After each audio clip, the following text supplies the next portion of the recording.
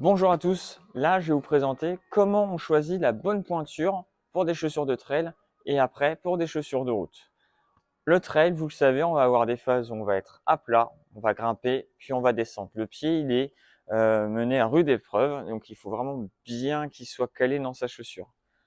La règle de base, c'est de dire qu'on va prendre une pointure un peu plus grande que sa pointure de ville. Une personne qui viendrait le matin, c'est facile. On sait que le pied va gonfler, donc on va prendre plus grand. Une personne qui viendrait par contre l'après-midi, le pied a déjà gonflé. Par contre, il faut prendre une marge un petit peu moins grande.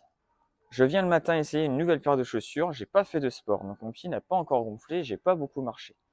Je viens conseiller lui d'avoir un demi-pouce devant l'orteil qui sera le plus grand. C'est pas forcément le gros orteil, mais l'orteil qui sera le plus grand, il faut lui dire d'avoir un demi-pouce devant.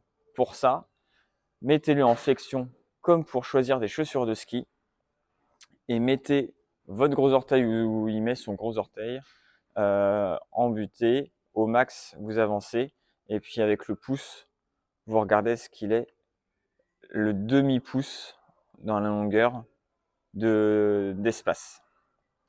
Si je viens l'après-midi, j'ai déjà été courir ou j'ai déjà été faire du sport, j'ai une journée où j'ai beaucoup marché, le pied il a déjà gonflé. Là, il faut qu'il ait juste un quart du pouce devant l'orteil le plus grand.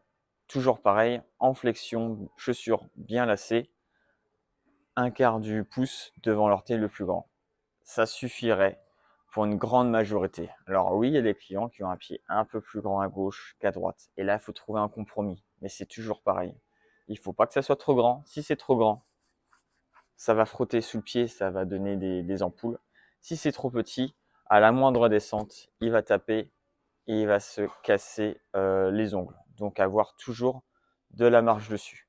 Éventuellement, il essaye, il fait une sortie dehors avec. Au final, c'est pas la bonne pointure. C'est pas grave. Proposez-lui un échange.